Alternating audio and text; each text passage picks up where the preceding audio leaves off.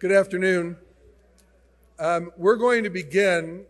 Please continue in line for food, and please continue your lunch. But we're going to begin in respect to our online teammates who are here today. We certainly want to welcome the students from Ed Plus, and we want to welcome our teammates from Mirabella, our Mirabella community, as we continue with Salute to Service. And on behalf of our university president, Dr. Michael Crow, I want to welcome each and every one of you to today's lunchtime panels as a part of our annual Salute to Service. My name is Lieutenant General Retired Ben Frakley. I'm a part of the team here at ASU. I've been at ASU for 11 years. And just to show you what kind of university we are, I live in the Shenandoah Valley, but I still serve at ASU every day. So who says distributed operations aren't possible? I'm so delighted to help lead this panel today as a part of Salute to Service. And I'm very grateful for our military leaders who are here, both our officers and our non-commissioned officers that will do two panels, so stay with us. We're going to talk about great power competition first, and we're going to follow with what the essence of service is. So please stay with us.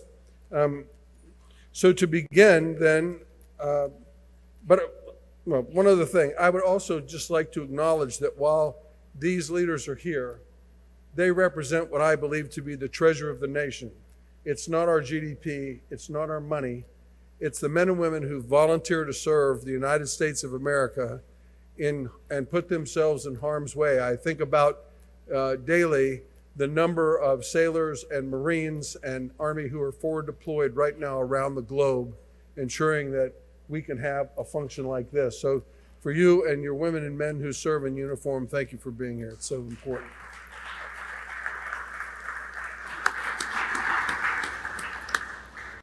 So today we turn and we talk about great power competition. A great power is defined as a sovereign nation that can wield diplomatic, political, informational, military, and economic power to influence other nations or international affairs. After many years of conducting counter-terror and counterinsurgence operations in principally Afghanistan and Iraq, the United States is now focusing on countering great powers.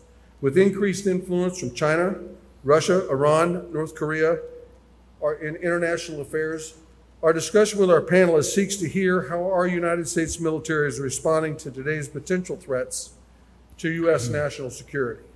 Our panelists today from your left are Brigadier General John Conley, who's the Director of Administrative Services for the Arizona National Guard, Director of Emergency Services for Arizona National Guard. Colonel Jared Moreland, who's the Chief of Staff of the United States Army Intelligence Center of Excellence at Fort Huachuca. Colonel Gerald Stone, who's the commander of Marine Corps Air Station Yuma. Colonel Keegan McLeese, the deputy commander of Luke Air Force Base. And Commander Kevin Kyle, commanding officer of Naval Talent Acquisition Group in Phoenix. So a great panel representing our services, and we'll begin with this series of questions. How does your service define multi-domain operations? Multi-domain air, land, sea, cyber, space, information, arguably. How does your service define multi-domain operations? What's the unique role of your service regarding multi-domain operations? And why is this approach key to great power competition?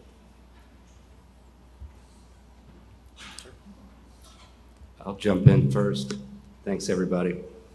As the General mentioned, I believe from a joint perspective, because the National Guard is both Army and Air, that we would define it as the ability to engage and win at every level in every domain. And that may be military, that may be economic, that may be cyber. And from the National Guard's perspective, one of the key ways that we engage is in a political sphere. So we, for the last 30 years, have been engaged in something called the State Partnership Program. And the State Partnership Program was a brilliant program that was created by the Department of Defense after the fall of the Berlin Wall. There are a lot of countries that were former Soviet bloc and Warsaw Pact countries that were orphaned, and the United States wanted to make inroads with those countries. And they knew that if they started relationships with the officers in those countries, they wanted them to be sustaining relationships. So you can't really do that as great as our active component partners are. You can't really establish and maintain relationships over a long period of time because folks are always rotating out of their unit. So the National Guard took on that role because we can stay in the same unit for 20, 30 years. And Arizona was fortunate enough to get Kazakhstan as our partner. And we've developed relationships with the Kazakhs over the last 30 years. The last time I was there, they wanted to know how to stand up a National Guard because they had just seen Crimea fall to the Russians. And they saw that that was a precursor of bad things to come, and they were worried about the Russians on their northern border. So they wanted to learn how to stand up a National Guard because their doctrine prior to that mimicked the Russians, which is everybody serves for 2 years, go home and we'll call you in 20 years if we need you. Well, it didn't work in Crimea. So folks like my Sergeant Major went out there and taught them how to stand up an NCO Corps, how to stand up a National Guard. Recently, in Ukraine, California National Guard has been training the Ukrainians for 30 years. And we and they work closely with our state partners and the State Department to maintain relationships. And when the war kicked off in Ukraine, soldiers from Ukraine were calling back to California Guardsmen to ask them how to clear weapon systems that were malfunctioning so they could get back to the fight. And one kid got a call from a Ukrainian soldier asking him how to clear an anti-tank weapon. He walked him through the process, and then he got a call back 30 minutes later and said it worked, I blew it up. So it's that ability to engage politically, that ability to engage internationally, through the State Department, through other agencies, that allows us to project power in other ways that's not just kinetic.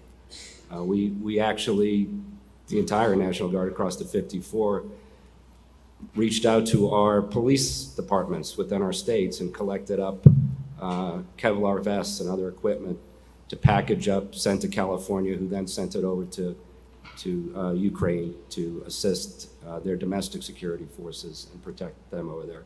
So that's, I think, one of the primary ways that the National Guard engages in multi-domain operations. We also have a very robust foreign military sales program with F-16s. So we train a lot of F-16 pilots from all over the world. We create synergy that way, and we're about to trying to kick off a similar operation with attack helicopters in Arizona. Thanks, sir. Want a caveat, right? I don't speak for the Army or the Chief of Staff of the Army, but can share some of the information about, you know, multi-domain operations, at least as it applies to the Army. So I would start by saying there's a great paper. It's unclassified. It's available out there, signed by General McConville, the former Chief of Staff of the Army, back in March of 2021, called Army Multi-Domain Transformation, Ready to Win in Competition and Conflict. And it's a good read. It's not incredibly long, but there's a kind of a sentence I want to read from here that talks about future conflict, and that it's always changing. But the fact is that the Army's focused on the challenges of tomorrow. And so line is, future conflicts will manifest at longer ranges across all domains at much greater speed, both physical and cognitive.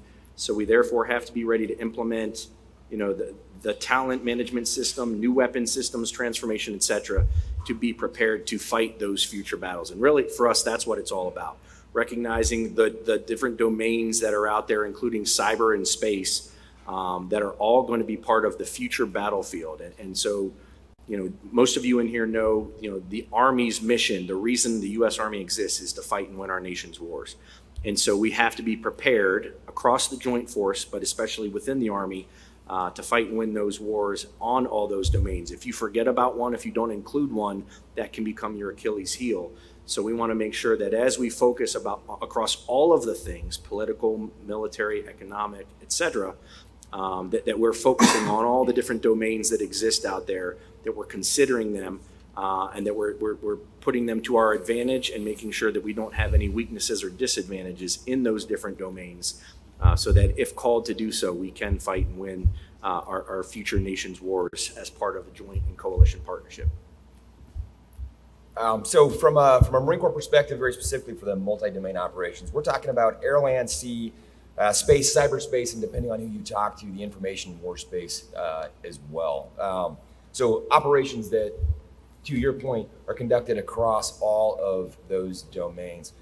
From the great power competition perspective, obviously right now China is the pacing threat. That's directed in all of our national strategy documents. And I think you're seeing the joint force retool towards that threat. The Marine Corps specifically, you probably heard conversations about Force Design 2030 and the modernization of the Marine Corps, getting back to being a more naval and lighter force. We are really focused on distributed maritime operations, littoral operations in a contested environment, expeditionary advanced base operations, and really recon and counter-recon. And to me, what that really comes down to from a multi-domain operations perspective is every Marine and every platform needs to be a sensor, a shooter, and a command and control node, and they all need to be linked with the joint force so that we can bring that capability to bear and gain and maintain custody of targets forward and help the joint force bring all of the firepower, whether that's kinetic or non-kinetic, to bear. I think that for the Marine Corps specifically, we just this week stood up the second MLR, Marine Littoral Regiment, that's really focused towards that, specifically focused towards the South China Sea. If war kicks off in the South China Sea tomorrow, I will argue that there's really going to be two assets forward, and they're both Marines, United States Marines and submarines. And that's going to be the case for the first part of that fight. But what I think that really helps is what we cannot do is what the Army can. Is the Army standing up MDTFs, multi-domain task force, that bring an incredibly large amount of power across all domains to the fight. We can help fill that gap until the Army can get forward, bring some of those capabilities to bear, and really work as a joint fight across all spectrums going against great power competition. I think it's also important to point out the fact that we're focused on a pacing threat does not mean that we're negating the imminent threat, which I would say is Russia, or the persistent threat, which is North Korea, Iran, terrorism and extremism, right? But training to that peer competitor means that we are also ready for all of those lower level fights. Several of you took some of the words right out of my mouth. So all I could really add to that is that it's a really unique time that we are in right now, in a time of transition. For the very first time in our National Defense Strategy of 2022, we have declared at the unclassified level, China is our pacing threat. To say that out loud in an unclassified environment is a big deal from a Department of Defense standpoint. And that statement is bold. And it needed to be said. I was in the Office of the Secretary of Defense for Policy and Strategy and Force Development when that was being written. I'm not going to take credit for writing that. I'm not smart enough to do that, but I was in the room as the discussions were being had, and that was a big topic of conversation. And the fact that our Secretary decided to go that route, I think, is a very positive thing for us. Now, the only thing I could add to what General Connolly said is that in the previous wars, we have had the luxury of air superiority with ease. And we have been able to operate in that environment for decades, plural. That is not going to be the case with a peer competitor like China. And so with that, we have to figure out within multi-domain operations what it takes across the domains in order to achieve localized air superiority for a time, in order to achieve our desired effects and impose our will for a specific period of time that we can achieve, withdraw, and then do that again at our choosing, and an ability to do that. So it's going to look different. It's not going to be free reign, fly anything you want, anywhere, anytime, but we have to be able to still achieve the desired effects that we could have achieved before, but we have to do it in a unique way because it's going to be more of a challenge. So I get to go last, and I will reiterate what the Colonel said, that I don't speak for the Secretary or the Chief of Naval Operations when I say this, but it is apt that the Navy goes last in this. Our definition of joint and multi-domain operations is quite different. If you know your history of the joint force, you know we've kind of come along kicking and screaming the entire way. That being said, the Navy sees all domains as having a maritime component, and we strive for excellence from the undersea domain, which we uniquely hold with our submarines, all the way through the surface, the air domain, and into space and beyond, cyber and information as well. Why that's key to the great power competition. You heard Colonel Stone say it, the first people that are going to be in a fight with a pacing threat are going to be the Marines and the submarines. But really, the Navy sees itself in a term used before, America's forward deployed force. In other words, we are the United States' away team. We're there when it kicks off, and we're there to fight our battles on the competitor's turf. We're not waiting, and we're not defending. Great power competition to the Navy is specifically defined not by what you may or may not read about numbers of ships or gross tonnage, but rather about the quality of both our systems and our technology, but also our training and how that continues to be superior at every turn to those pacing threats. Thank you. You know, for the students in particular in the room, it's interesting to me sort of how joint service has come about and how capabilities have come about. If you roll back to the beginning of the Republic, we had an Army and a Navy, and the Navy had Marines. And that the Marines just celebrated on the 10th of November their historic birthday. And so we celebrate these and these formations, and again, it was Army and Navy and Marines, and it was an air and sea, or excuse me, a land sea mentality. And then as aircraft and technology came in, we have land, sea, and air, and we have the Air Force, which begins as Army Air, but breaks out then because the domain is so important that the national strategy dedicates a force, the United States Air Force, to that. And so we're now land, sea, and air. But I think if you look at the flags behind our leaders, you see the fourth flag from the flag to the right of the Air Force flag is space. And so now we have created a space force to deal with that domain as a lead, but part of the joint force. You heard each leader talk about that we don't fight separately. We might begin separately. The Corps, Marine Corps, and the Navy may have to defend a certain part, Indo-Pacific, or take action in Indo-Pacific, but we fight as a joint force.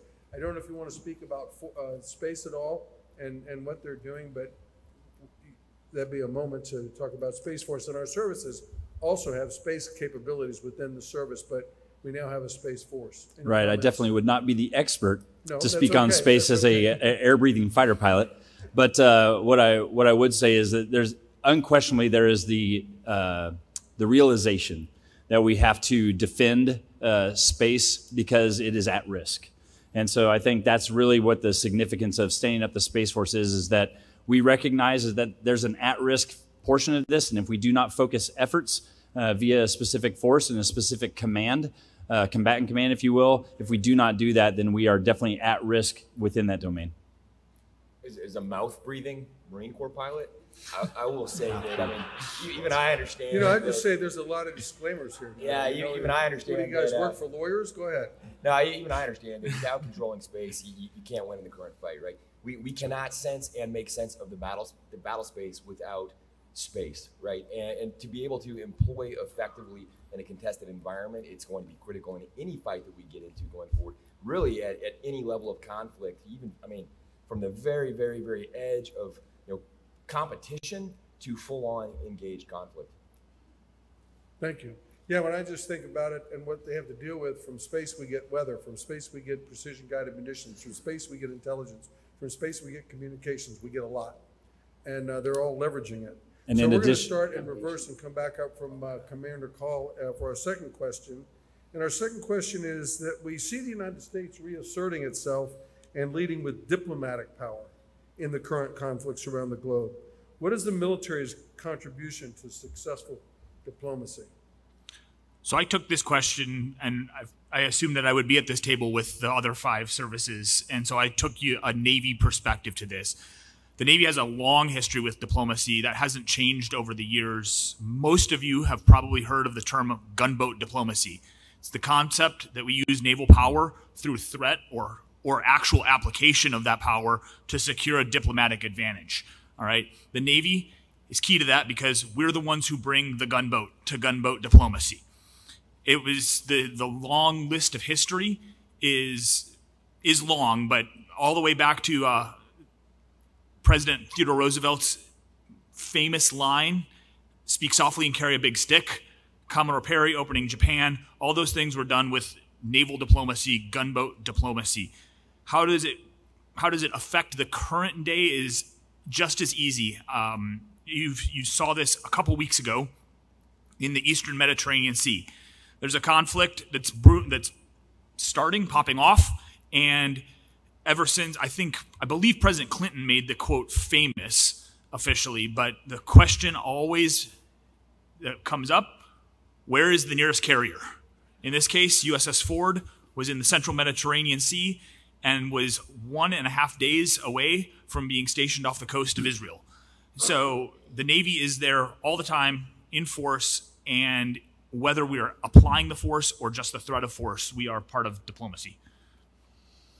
So I would say similar to that would be within the Air Force. Anytime that we take off, let's say, a B-2 or a B-52, which is both conventional and nuclear capable, and we take that off out of the middle of America in the continental United States, and then we fly that plane all the way over to, say, the Korean Peninsula, and then we fly it and take pictures with it in formation with other fighters, and then we fly it right back to the same place where it took off, back in the middle of the continental United States.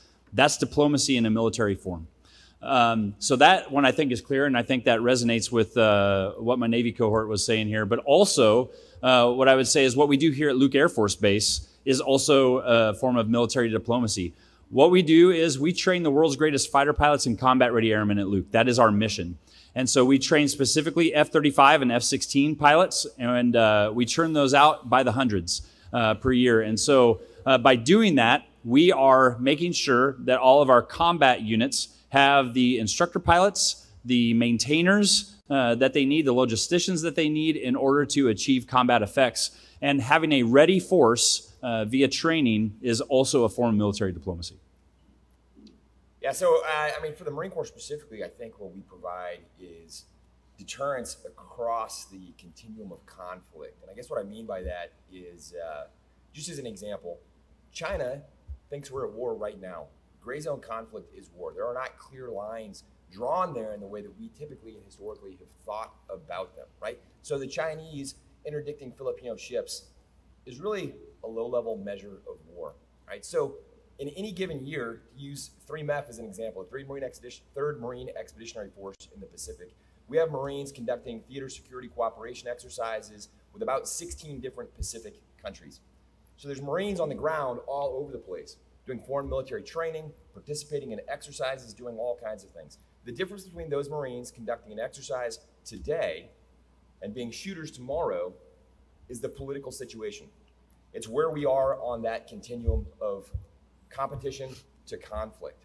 The capacity to use training assets, again, to gain and maintain custody of targets, to know who's there and what's going on, be able to hold them accountable, and be able to show forward deployed, ready forces that can interdict at any time is a significant deterrence, and that's what we really bring to the fight. And we really do it in conjunction with the Joint Force and specifically with the Navy.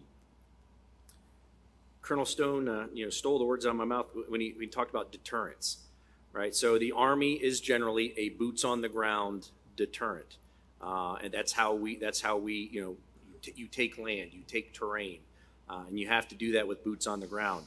But our help in the deterrence piece is kind of, to me, it's two P's.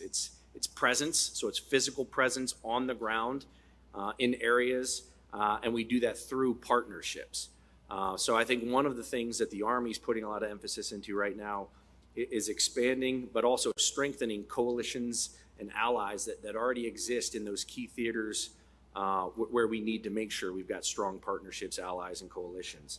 And we continue to show that presence and help in the deterrence factor on the military side through training opportunities and participation in exercises around the globe with other teammates and nations that feel the same way we do, in order to make sure that that we have a free, as best we can have it, economy, global trade routes, and all of the things that come along with that.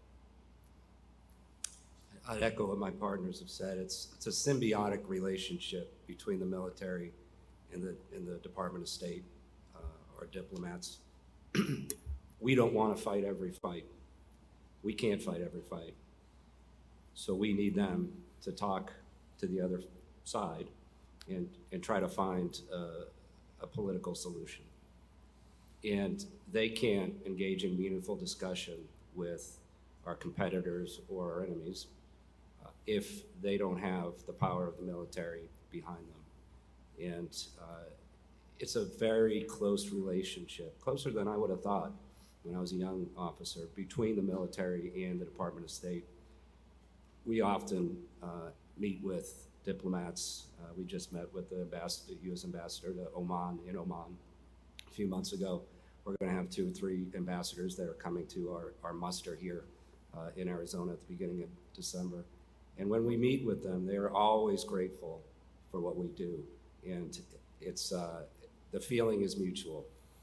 Without them, we would be in a constant state of war. And without us, they would not be able to reach diplomatic resolutions. Thank you. So turning now to technology in the Ukraine-Russia conflict and the Hamas attack into Israel, we see new technologies on the battlefield surfacing, from off-the-shelf ubiquitous drones to hang gliders, motorboats, motorcycles, what some people will call asymmetric warfare, using readily available technology to counter large technology. So in that, what technology procurements and training changes are the services making to address these threats? And you can answer in any order you'd like to, but again, what technology are you procuring? What training are you doing to face these asymmetric threats? Sure. So I'll just throw, and all of this is publicly available, so, I want to make sure I got it right so I don't put out misinformation. The Army's been working for a good, 5-6 years now on 6 key priorities as part of our modernization process. The Secretary of the Army even just reaffirmed them not too long ago. And so those priorities are long-range precision fires, the next generation combat vehicle, the network, which includes space and other assets, future vertical lift, air and missile defense, and soldier lethality. I think, and I look at things from the Intel Center of Excellence and our training perspective, but one of the things that we've had to do, and it is a true seismic shift, is getting past the last 20 years of focusing on counterinsurgency, the coin fight, and getting back to what was when we all first came in, the large force on force, the large scale combat operations that we expect the next conflict to be. And so there's changes in doctrine that have to take place. There's changes in updating and changing the way we train, so that we are getting after those priorities that, and it's helpful when our senior leadership kind of helps steer the boat and get us in the right order. General George, the Chief of Staff of the Army, has recently shared his 4 focus areas as the Chief of Staff of the Army, and it gets after all the things we've been talking about, and that's warfighting / building cohesive teams, developing combat-ready formations, continuous transformation, and then strengthening the professional arms. And so having that guidance that allows, using the modernization priorities, allows us to get after having a prepared Army that is ready to fight and win the nation's future wars. But there's a lot of stuff that I just mentioned. Those are lists. Think about all the work that goes on behind that. Each one of those, future vertical lift, the systems that are part of that. There's a lot of efforts going on the modernization side right now for all of us, but especially within the Army, as we focus on making sure that we're ready for those future conflicts. Okay, so I'd say for the Marine Corps specifically, like I said, we just stood up the 2nd Marine Littoral Regiment. So the concept there absolutely is that we need to be lighter. Getting back to our naval roots, we need to be able to move. There's a book I would commend to all of you. I believe it's 6 Seconds to Live, which is about how much time you've got before you're going to die once you're recognized in the battle space, right? So you shoot, you better be moving. Okay, so for us, we're really focused right now on how do we effectively engage in the littorals, whether that's in the Pacific or in the Baltic or anywhere, to where we can act as a sensor, doing some remarkable things with all kinds of passive as well as very hard to detect active sensors to build pictures of the battle space. And then we talked about multi-domain operations, working to build kill webs where we can share that information across the joint force, right? So we talked about long-range precision fires. So imagine if I am in the middle of nowhere on a small island or on a small boat in the Pacific, but I can direct midstream fires that are coming from the Army over hundreds of miles of flight time and update that for target data real time. That's kind of where we're focused. And the littoral Marine littoral regiments are designed to work in squad size or smaller formations distributed across the environment that they're working in. And the plan right now is that 1/3 of an MLR will be forward deployed in the Pacific at any given time, so it will truly be kind of pervasive. One of the things that we really committed to with the Navy, and that General Berger, the former commandant, committed to with the redesigning the force and force design, was asking the Navy, what do we need to do to help the Navy win the fight in the Pacific? And the answer was, we need to control the straits, so specifically Luzon and Taiwan, right?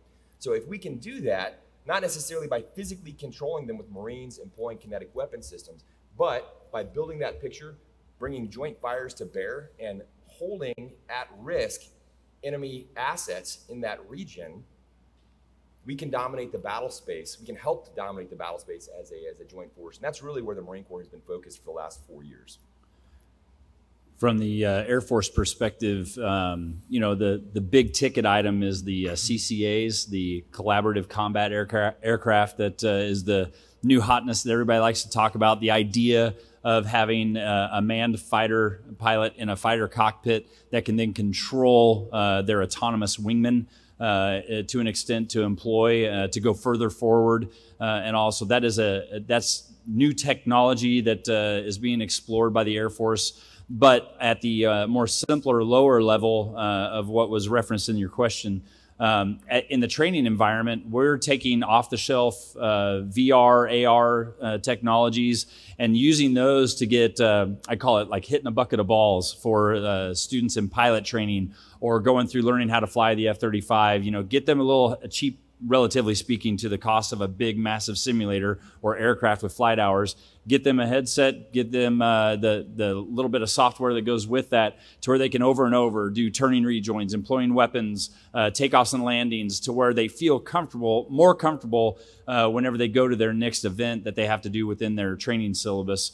Just those simple little things can help out, and it's something that they can take home and have in their room to where they can practice and get some reps in, to where each event that they do is just a more refined. They enter it without having as many unknowns because they feel like they've done it before. So that's ways we're doing that. And then one other one that I thought of is like at Luke Air Force Base, we have what we call our Spark Cell, where we have an office with a few airmen in it who, if someone in one of the units across the base has an idea that they go, this would be a great idea to take and implement here at Luke, they can go to our Spark Cell. They have resources available to them, and they also partner across the community in order to achieve the intended effects that this airman came up with. So it's a place where ideas go to grow, not to die.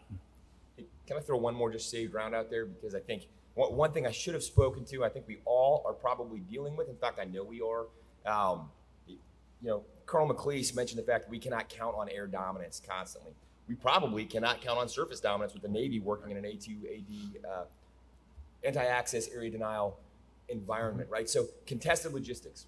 The entire Joint Force is focused on contested logistics. How do we resupply a forward deployed force in a contested environment? And that goes largely to the unmanned piece, which is what kind of caged my memory on that, is looking largely at how do we use autonomous assets to resupply forward deployed units. So I'd say that the Navy has been doing this for nearly, I would say we're entering our 4th decade of the low-cost threat vector. For the history of the Navy, it was battleship on battleship. It was destroyer and submarine escorts during World War II. And then we found our way into the Arabian Gulf in the 80s. And all of a sudden, the maritime version of a low-cost threat vector showed its face in a pretty terrible way.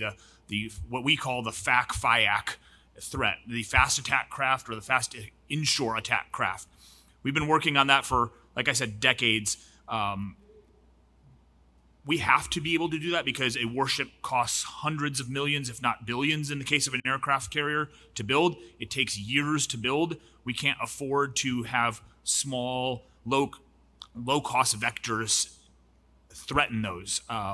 As far as where we're developing those technologies, there are new technologies just recently photographed and taken where the Navy is working toward using the electromagnetic spectrum to defeat drones and defeat drones in mass, where a portion of the Aegis system, and I can say that because I can use the term Aegis and not get any more classified than that. A portion of the Aegis system can actually create soft kills on effectively limitless numbers of drones coming at it through the electromagnetic spectrum.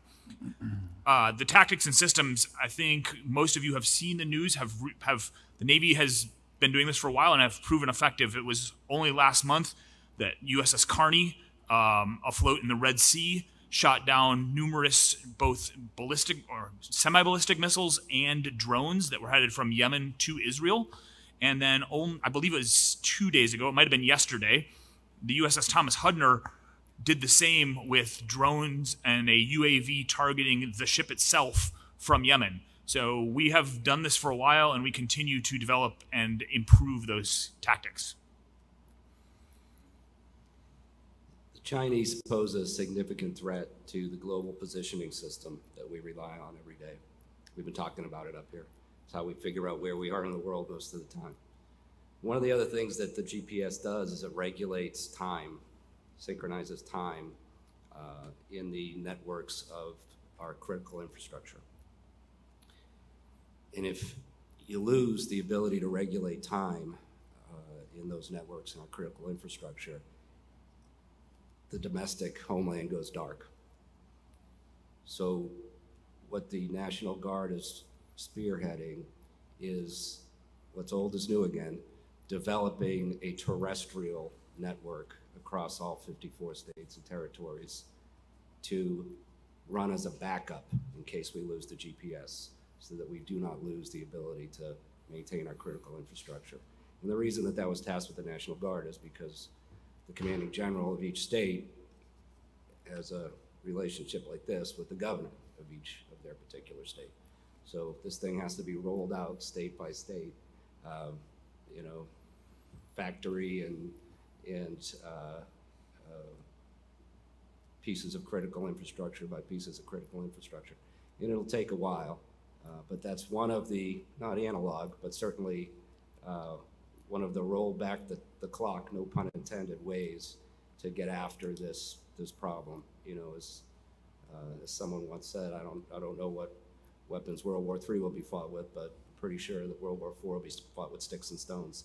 So in addition to having great new technology, we have to be able to relearn and reconfigure ways to survive an electromagnetic pulse or some other situation like that. Thank you all. So turning now, misinformation, disinformation, false narratives seem to be ever increasing at home and abroad. So what steps are the services taking to address the information domain in countering great threats in the great nations?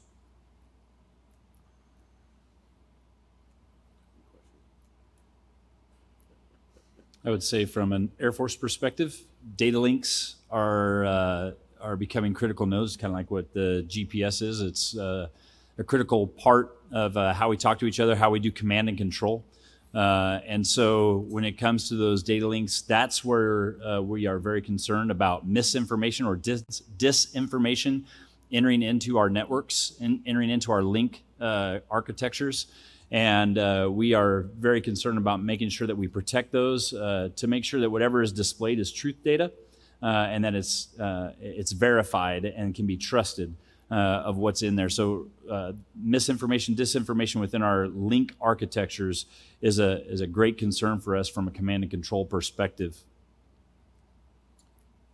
I would say from the Army, two things that have been ongoing but are really getting a lot of emphasis over the past handful of years is the increase, as you're probably aware, we now have a cyber branch within the Army. It's actually an MOS that you can assess into as an officer in his list. So that effort on the cyber side, because a lot of this is done through the cyber domain, and so increasing our capabilities in the cyber domain to combat, to thwart that misinformation or disinformation is huge. The other one is the increased presence of use of open source intelligence to help kind of weed out some of that either misinformation or disinformation. It's always been there, but we're putting a lot more effort into our open source intelligence collection and assessment so that using cyber and then open source means we can help confirm or deny or thwart some of those challenges that General Freakley just brought up. Just being the Marine at the table, I'll take it back to the sticks and stones level. Although we do have, I mean, there's a 3-star general who's the deputy commandant for information. There is Marforce Cyber Command that's working in the cyber world, right? But I just put it back to you. I mean, let's lean on the universities to raise an educated population that understands how to think critically and how to individually assess information that's being passed to them, right? Because for all that we can do with data links to try and protect our networks, for all that we can do in the cyber world, if we don't have critical thinkers capable of assessing information on their own, we won't succeed. And I think that goes to us as well. We have an obligation to train our soldiers, airmen, Marines, guardians, sailors, to filter through all that stuff, to filter through all that misinformation. We have a significant responsibility in that regard. I would say the Navy is much like the Army, has made a substantial investment in the cyber and counter information dominance world. We've stood up an information professional cadre of officers. We have 4 rates that are specific to cyber technicians and cyber warfare and sailors. And we also stood up what is a big deal for the Navy, an entire numbered fleet. The 10th Fleet is currently based in Fort Meade, Maryland, and is in charge of all of our cyber and counter information operations. That being said, I felt like we could take this question back to the diplomacy side of this, and the Navy is very much about. Almost every one of you have seen pictures of ships in the Taiwan Straits and Chinese ships cutting in front of them, and the Navy takes that information and it takes great pride in conducting our naval operations in accordance with international law, in accordance with the rules of the international waters, and we are the ones who take pride in making sure that we are displaying that and knowing that we are doing what we feel the global common is the right way to conduct those operations. Great. Well, I'm going to ask one more question, then come to the audience, but I would just reinforce several comments I heard about dealing with misinformation, false narratives. You heard the term verify information. Also, I think our servicemen and women are trained as you should be, especially those cadets and midshipmen here, in cross-checking information. Don't ever accept one source of information as the real information because you're probably wrong. But to the point you made as well as a highly educated teammates. And I had the opportunity and honor to lead a joint task force in Afghanistan, Army, Navy, Air Force, Marine, FBI, CIA, you name it, and also NATO forces. And the thing that struck me was how well educated our joint forces. From the youngest soldier, airman, Marine, sailor, all the way up, well, I won't say anything about the general officers. You kind of go through a different, kind of lose it probably, but up to that level, we have a highly educated workforce. And several years ago, the Heritage Foundation said that the United States military is the highest educated workforce in the United States, because everybody starts with a high school diploma and moves forward from there. So given that, how can institutions like Arizona State University help our military counter great power competition? What are your thoughts? What would you say to us on our role to help you accomplish this critical mission that you're leading in currently? Sir, I think events like today is a great piece of that. No question. We have this collaboration between the military, between academia, a lot of great ideas, a lot of capabilities that we might not even have in the military to support helping think, because it is truly about our nation, and we all have a role in, maintaining, our prosperous way of life. And so as we communicate and collaborate, we find opportunities and events like this that bring those teammates together to talk about things that are impacting or could impact all of us. I think that's just a great way to make sure that we're building teams within teams to talk about the issues that face us, and using academia with all of their reach as well to get after some of those challenges and some of the incredible big brains that are out there within academia. I think that's one of the best ways that we can make sure that it's not just the military, in its insular, world looking at these problems and not taking those other ideas that may be out there in academia that could actually better and more quickly help us get after those problems. I'd like to see more universities model ASU's commitment to making sure that the service members, whether they're actively serving or veterans, can easily execute the benefits that they receive, education benefits and others. Because when we're trying to recruit, that's one of our great recruitment tools, is the ability to provide education benefits and other benefits. But we'll talk about education benefits in this forum. Doesn't mean a hill of beans if you can't use it. If you go to a school and nobody knows how to work the system, nobody knows how to get you through. ASU's made a big commitment to that and has done an excellent job of facilitating that. So it makes our job easier to recruit young men and women into the military when we can turn to them and say, you'll actually be able to use this benefit that we're offering you. We have the best university system in the world, bar none. There are a lot of great universities all over the world. I had the opportunity to attend some when I was younger, but when you look at what universities together accomplish in the United States and the educational opportunities that exist, that doesn't exist anywhere else in the world. Our adversaries know that and are trying to capitalize on that, right?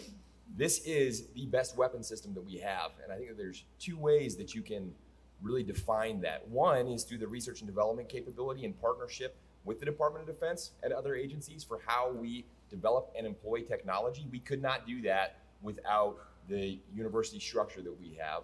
And the other is training an educated population capable of critical thinking. Like, weapon systems alone won't do it. We need the people to man them, and I think that that's what you're accomplishing. Beyond that, more specifically, obviously engagements like this help. I think educating the community on what the Department of Defense does and how that technological development as well really benefits us across all aspects of life in America, I think is also a really big thing that you guys accomplish for us in helping to convey that message. Live my life in the world of accessions, and it's incredibly important what ASU does. So I think the most obvious situation here is the cadets and midshipmen that are sitting out in the audience right now being critical. I know the Sea Devils aren't exactly an old organization within the NROTC unit, but they've grown massively within the time that from when they started. It's a huge benefit to be able to educate and commission officers all over the country, as Colonel Stone said, with a fantastic university system, but specifically here at ASU.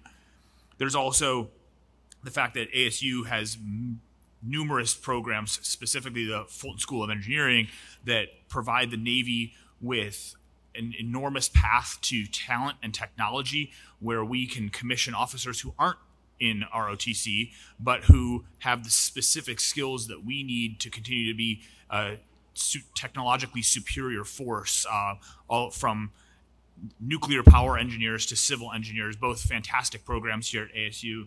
And generally, I think the last thing is that we cannot focus on just the commissioning and the officers or even the enlisted mission, but rather the fact that there's the brief we received today from Assure about the amazing amount of research that comes out of ASU, and more importantly, the talent that comes out on the civilian side, and the fact that the Navy, and I'm sure, and the Joint Force as a whole, but I can speak to the Navy specifically, does not run without the Department of the Navy civilians. And those civilians come from institutions like this and are critical to the continued superiority of the U.S. Armed Forces. Thank you. How about some questions from the audience? For the cadets and midshipmen, I heard that your commanders are going to give you a lot of extra credit if you ask a question. We'll start right back here.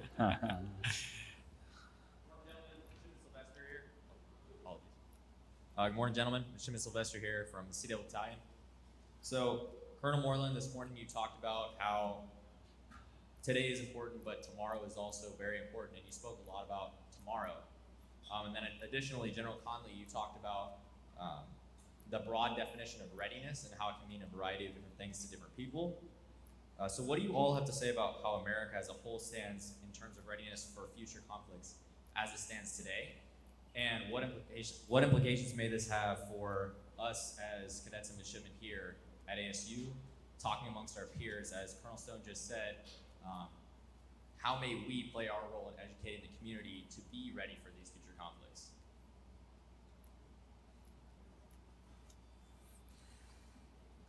Well, I think a big part of it is just, being willing to share your story, being willing and learning about our story, right? Our military story. Depending where you are in the nation, there are a lot of folks that don't have ties to the military. They don't have anyone in their family that served. And so I would say if you're willing to be open to sharing your story, sharing with the community why you serve, why you choose to serve, that helps share, what our military is about. If we're not controlling our own narrative, someone else will do that for us, right? So as all of us that are in here wearing some flavor of the uniform right now, you have the ability, and I would actually say you have the requirement to share what we are about, right? That we are about families, that we're about, looking after those that can't look after themselves. We are not warmongers. We are out there to protect and defend. But that, we are part of the communities that we come from and we live and serve in. And so I think if you put a face, a human face to what we do in the military, especially with those in areas that those either, or people that either can't or aren't inclined to serve, but you share our narrative, I think that helps dramatically for teammates around the nation to kind of understand what we're about, why we do what we do, and why it's important to them at the end of the day as well. From an Air Force perspective, we recognize that we're ready now.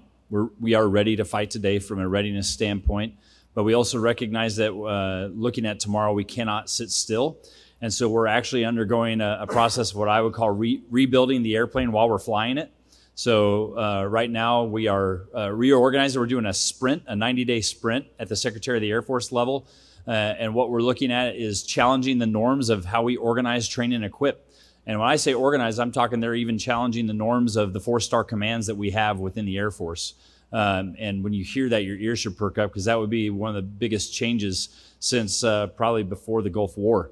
And so that's a significant thing. Then also the model that we use to deploy, the model that we've used for the past several decades has been more oriented towards these what I would call onesie-twosie type of deployments, where you get an airman who hasn't trained along anyone they're going to fight alongside, and they go out to do their specific mission set with new people in a combat environment, and then go back to the organization that they came from. But what we're doing now is picking up a more holistic model where we can create these expeditionary air bases that train together for 18 months, and then for 6 months go and deploy somewhere. So we've changed the model of deployments. We're changing, or at least challenging, the norms within this 90-day sprint. We'll see the results of that in the not too distant future of how we organize, train, and equip our force. How about one more question right here?